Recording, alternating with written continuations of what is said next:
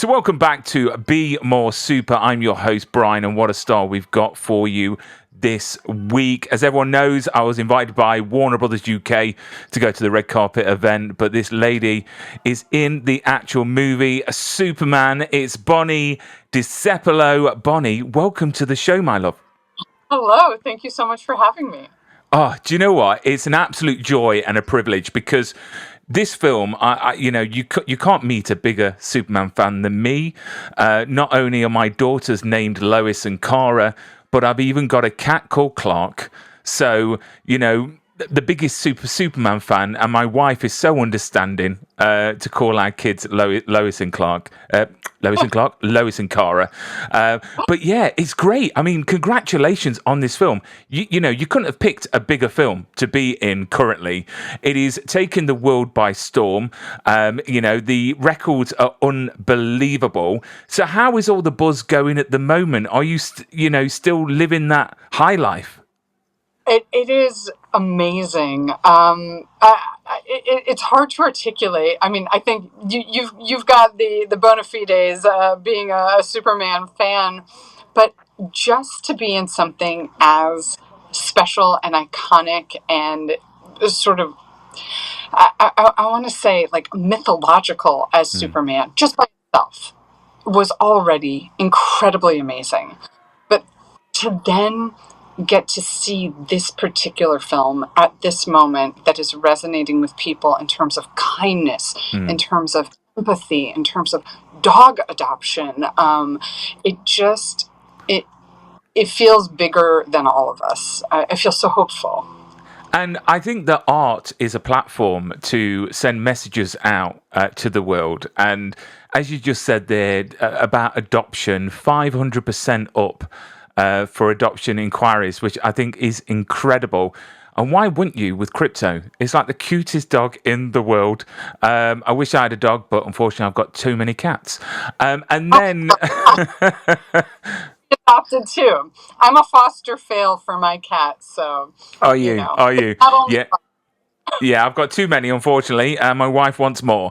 But no, I mean, I watched this film back a couple of weeks ago. I got invited by Warner Brothers UK to see the 30 minutes of it and then have a Q&A with the cast, which was incredible because literally being 10 feet away from James Gunn and the cast and listening to their stories, I thought was absolutely incredible. But we will discuss the premiere in a second because I've got a picture of you in your absolutely stunning dress, which is incredible, and I want to get the lowdown of what it takes to look that way and to survive a red carpet event, because it may look glamour, but I'm sure it's not all glamour. It's quite hard work, which we're gonna, I'm sure, get all the secrets. So let us all know, how did you get involved with Superman? How did you get the part in the first place?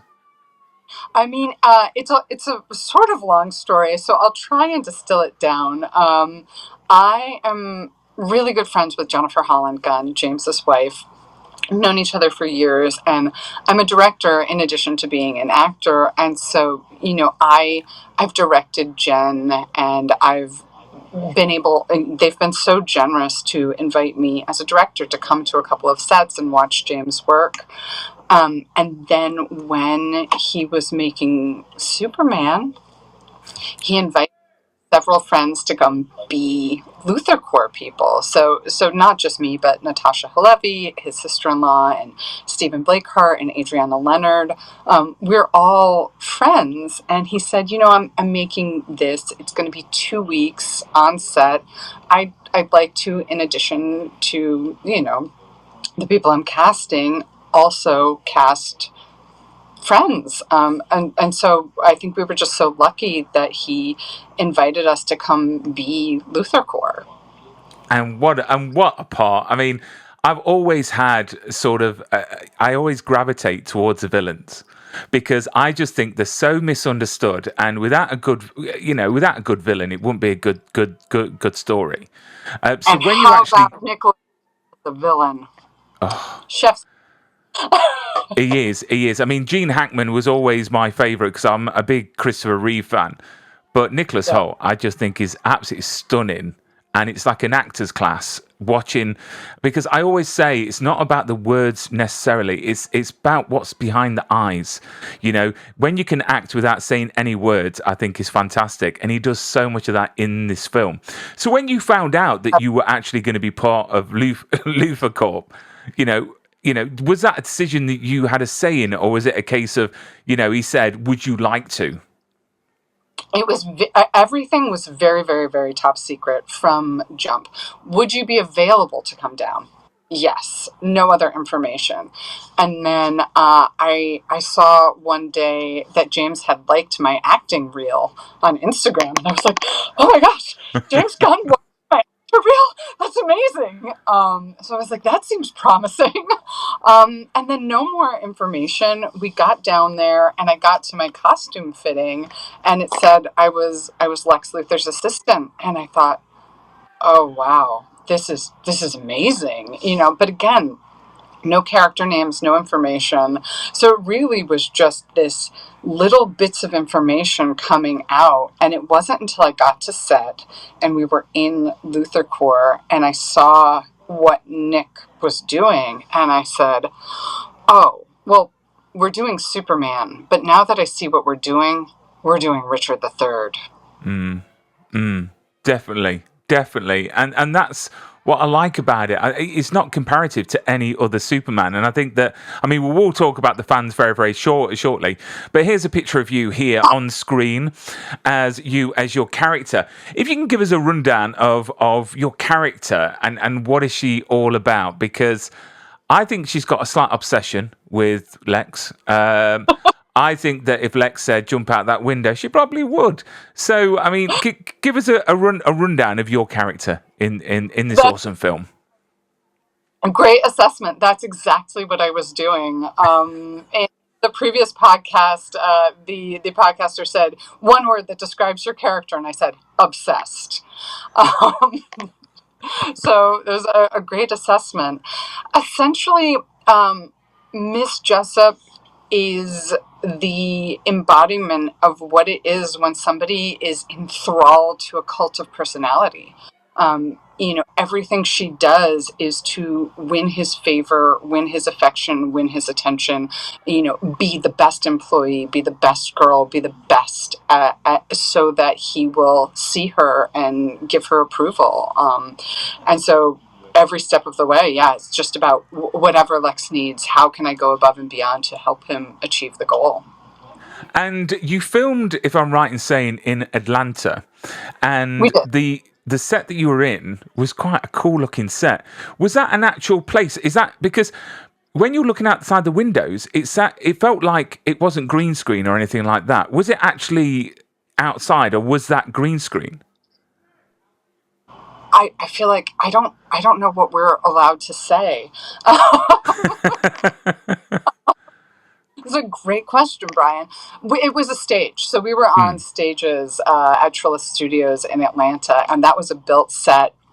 And they had lights and sights, so they had built different screens.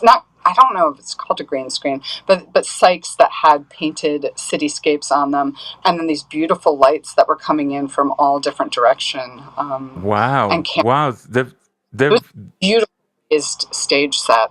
They've done an amazing job. When you were making it, because it seems like quite a small group of people, and I heard that you said in a previous interview that you didn't have the whole script. So while making your parts for this movie, was there any moment that you thought, do you know what? This is going to be enormous. This is going to be really, really big. Because I suppose it's quite difficult to get the gravity of the whole film if you're only shooting certain parts of it. So how did that feel when you were shooting alongside your cast? It's interesting. I think if I had thought about it like that, it would have taken me out of the moment. And so I don't know what the other actors were doing, but I really, when I said Richard III, as soon as I got there and I saw Nick and Steven doing the performances they were doing, and we were on this one stage set for 2 weeks, I very much thought, this is it. This is our playground. This is the parameters of it. and I wasn't thinking about the result. I just thought, I'm in the moment. I have to listen to Nick. I have to do whatever the next thing is. And so thinking about the consequences of it for the film, or, for audiences, and none of that really landed until after it was all edited and I saw the film. And it must have been such a surreal experience, filming it for one, but then seeing it in its full glory. Was there anything that really stood out for you that really blew your socks off, as they say?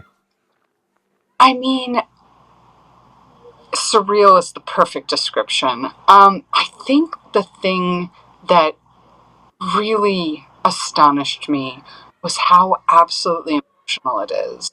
Mm. From the moment you see Superman in the opening image, wounded and hurt and getting back up again to go fight, to the end, which I won't give away, there are at least 3, potentially more moments where I'm watching a superhero movie and I'm sobbing and thinking, how I just think James has raised the bar for cinema, that now he's set this new level of, yeah, we are going to have entertainment, but it is also going to be deeply emotional. It's going to be great for families and adults and young men, and everybody around the world is going to feel some kind of connection emotionally. It's not good enough if it's just fun.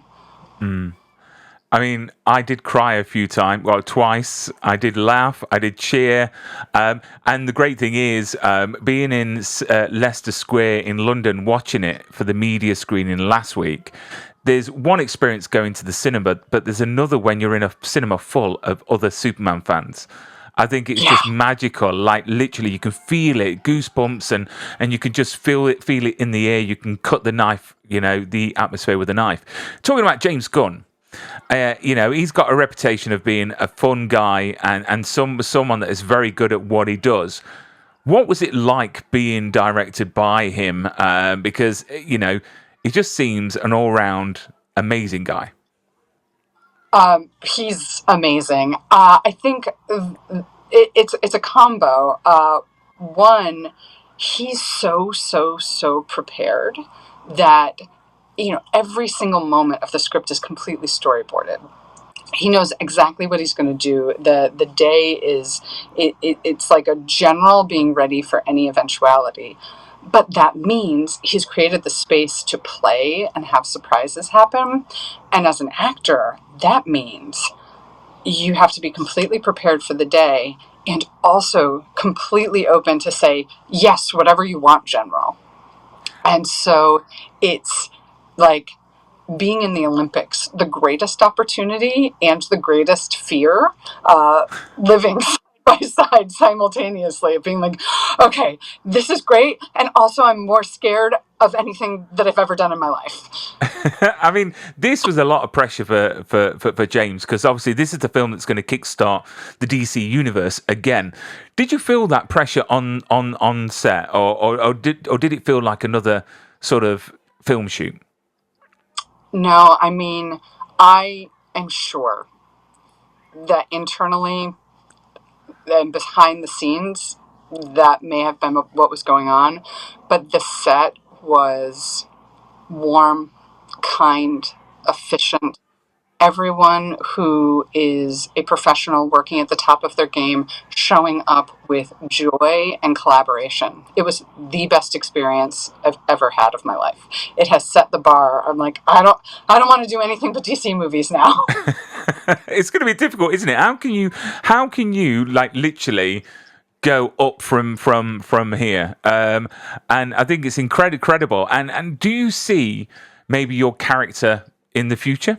Are we going to see maybe an appearance in a future film? I hope so. I mean, you never know. I think it's just what catches fire, what the writers are inspired by. But gosh, I'd sure love to.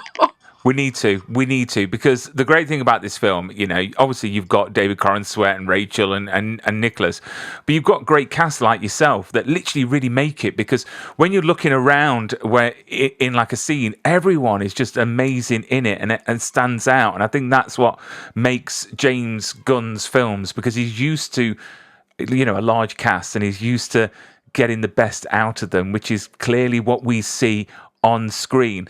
Off screen, you seem to be having a great time with the cast. On your Instagram, plenty of pictures.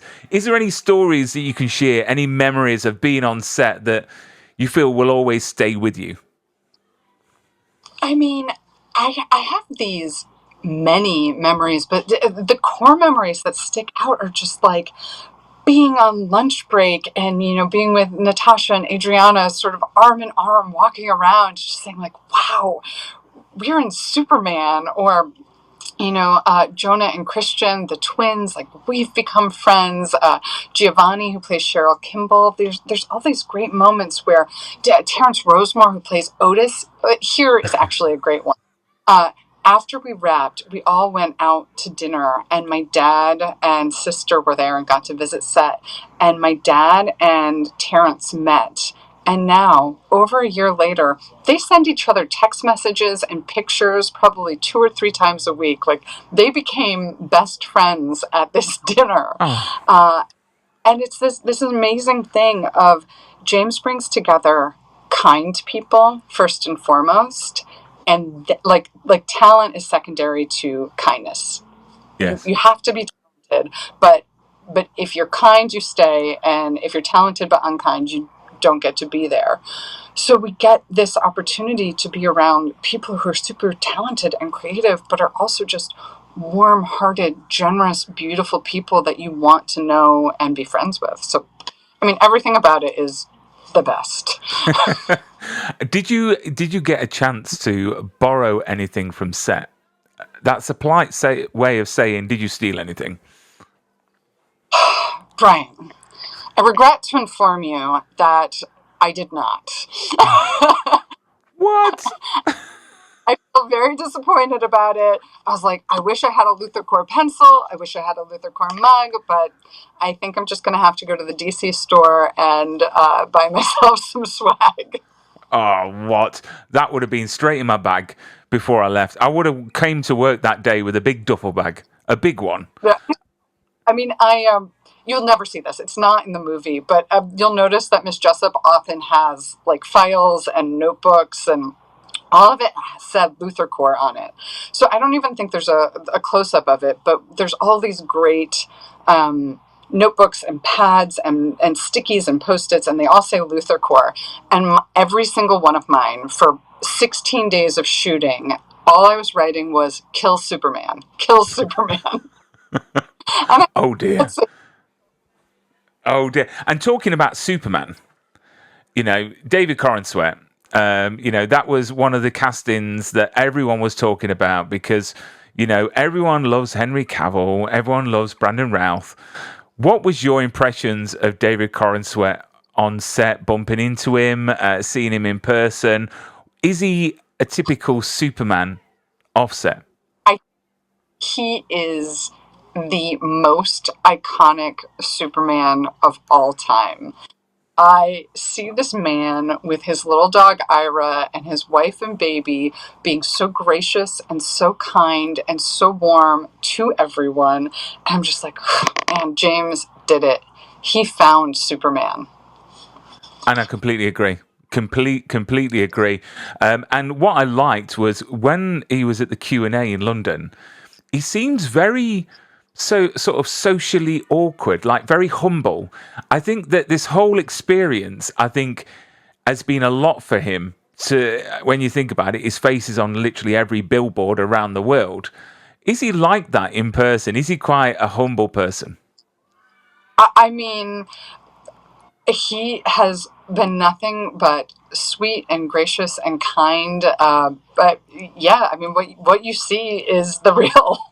Oh, that's amazing. Do you know what? I just absolutely love this film through and through. And then obviously with every film comes a premiere. And quickly, before we talk about your premiere, I got invited by Warner Brothers to go and do the red carpet event in London. I didn't. I sort of misread the instructions, and I thought I was going to be in one of the pens, getting stuff signed. So I went down to London. I was in jeans and a Superman t-shirt with some pictures in a bag. And then I went to pick up my wristband thinking I'd be going into the pens. But they said, no, you're going down the red carpet. And then I invited a friend and he turned up in shorts and a t-shirt. It's an actor's nightmare. And literally, I went down the red carpet and I filmed it, and it was so hilarious. It really was. But it's not as glamorous as yours. So I want to talk about premieres because I think men have got it easy because the amount of work you've gone through to look this amazing. Let me get a picture here. Come on, look at that. I don't know what that black thing is on the engineer's leg. I think it's from my computer. I don't know. But how amazing is that dress? I mean, when going for a premiere like this, when does getting ready start for you? So I say it is minimum 3 hours. Wow. But really going to do it right, 6 hours. Wow. Men have got it easy. They really have. I mean, do you feel there's more pressure on women at premieres and functions than men? Because, I'm for equal opportunities, and I feel that men get an easy ride because no one really asks men, what are you wearing and stuff like that. So do you think we get an easy ride? Oh. I haven't gotten to be a man, so I don't know. I think we have different challenges. certainly the dress makeup challenge is ours, but I can't speak to it, but I do think like the limitations of maybe you want to do something much more extravagant and you're a man and it's sort of like, oh, well, a suit is the thing. That's kind of what I have to do. So we also get more opportunity to be really expressive. Yeah. And it's an awesome dress. I mean, with something like this, do you get that dress given or is that yours? Or do how does that all work? In this case, designer lent the dress, and I am going to say the designer's name wrong, so I will have to send it to you. The designer lent the dress, so I got to wear it, but I did have to return it. Oh, boo. But, I mean... Too iconic. It's a once... And then with these premieres, I mean, how glamorous is it? Because I can imagine, I mean, there's a lot of photos, there's a lot of walking around and everything like that. How glamorous actually is it that we see opposed to what you see? Well, I used to say that it's not glamorous. You get on the red carpet and it's, 4:00 in the afternoon on Hollywood Boulevard and traffic's driving by. However, in the case of Superman, this was the most glamorous thing I've ever done. Everything about it was spectacular. They shut down the whole boulevard. We went into Grauman's. The red carpet was gigantic. It felt like going to the Oscars. You know what? It just looks incredible. I mean, with the stars there as well, because I've seen pictures and everything like that. What was the vibe like? Because how many people did you bump into? I mean, is there any funny stories you can share? I mean, it was just the most fun I've ever had. Actually, the person I bumped into on the red carpet and then at the after party on the red carpet was Angela Safarian, who plays Clark's mother. But we had been at a screening a week earlier where we had exchanged numbers and become friends because a film I directed and a film she acted in were both playing at SAG, at the Screen Actors Guild. And she was like, oh, I really liked being on the panel with you. And I was like, me too. You seem great. Let's be friends. And so we exchanged information and texted each other. And then we got to the red carpet for Superman, and we were next to each other doing interviews with each of our publicists. And I looked at her, I was like, "Oh, Angela." And she was like, "Oh, Bonnie, what are you doing here?" And I was like, "I'm in Superman." And she said, "I'm in Superman." And so neither of us knew that the other person was in Superman because we're still under NDAs. And so we had become friends and gotten to know each other, and then learned on the red carpet during our interviews that we were both in Superman. She plays a great character. I love her accent in the film. She's absolutely adorable. She's perfect. She's perfect. I would definitely. I want to cast her in something. And we will speak about your future work in a moment, because looking at your IMDb, you're so busy, and it's not just starring in one of the biggest films in the world, but you're also do indie movies as well, as well as other things. So we will talk about that. I mean, looking back to this film, what do you think, out of everything stands out for you from a personal point of view, from sort of your sort of development, the way that you grow as a performer? I think the chance. There's so many really, really, really talented, hardworking people in this industry. And I've always wanted the chance to get to do it in a big way. And James gave me that chance. So that just, I feel like, oh, wow. I mean, you never know as an actor if you're going to get that opportunity to have the chance at the majors. And so no matter what, I'm like, I did it. I gave it my all. My whole heart is on the screen. I gave everything to doing my best for Superman. And I feel like, okay, I achieved that. And I feel like I gave something to the movie, even if it's a small character. My whole heart is in it. Wonderful. And James knew that there were going to be quite a few people that maybe airing certain opinions that love certain other versions of Superman, to the point where he actually did a scene with the monkeys, which I thought was hilarious. With you now on the other side, the film is out, it's doing absolutely incredible. What's your fan interaction been like? Because it must have just blew up, because this film is just gigantic.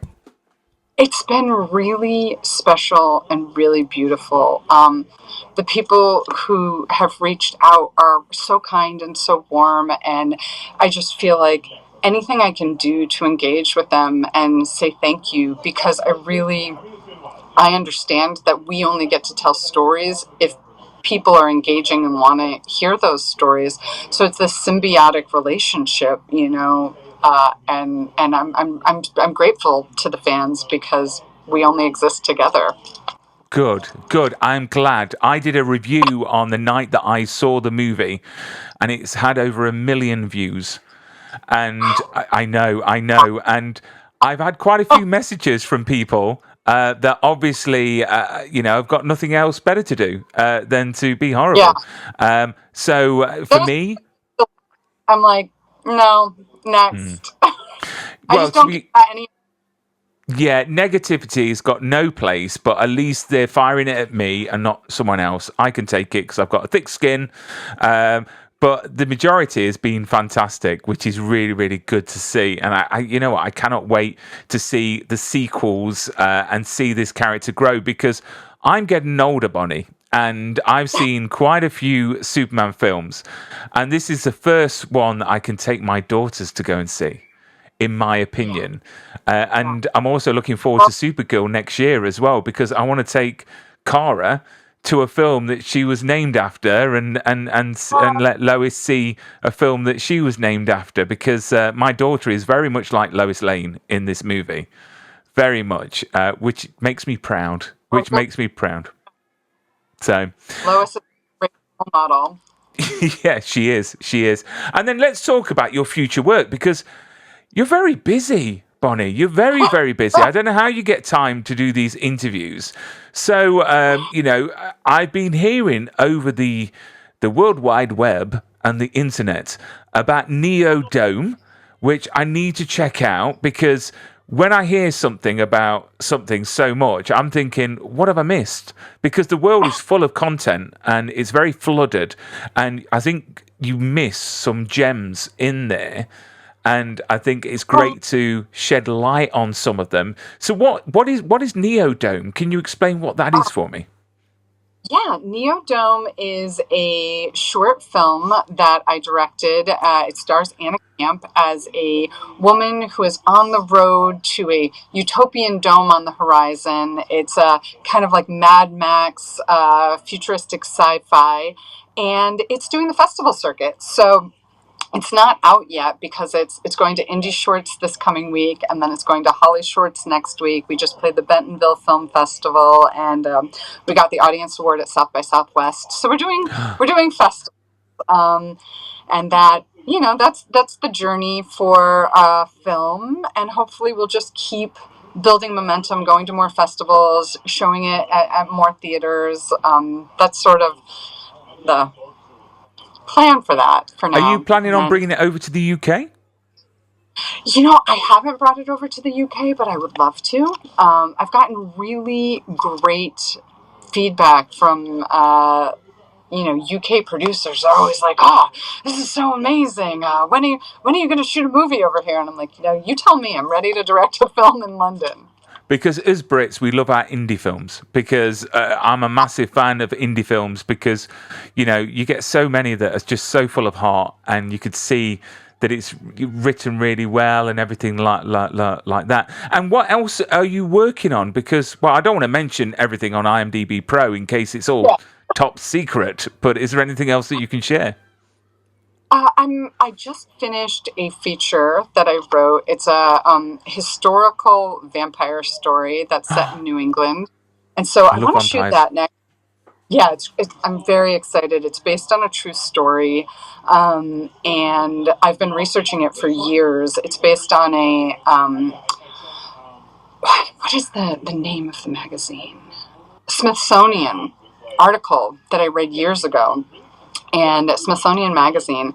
And then I've been working with an anthropologist and folklorist who's the sort of keeper of this knowledge for the last 9 years. And so that script is ready, and I'm going to direct that next. Oh, wow. Do you know what? I love vampire movies. Sinners, I thought, was amazing on so many levels, but I love a good vampire.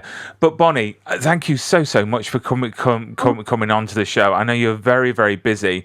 We've got Stephen Blackheart on in a couple of days, which he's a character. It's that moustache. I think that just makes it. I just think he basically makes it work. I couldn't because mine's grey. But Bonnie, thank you so much. Don't go away. I'll say goodbye properly in a second because I'm going to finish recording. But thank you everyone for watching. Go out and watch Superman.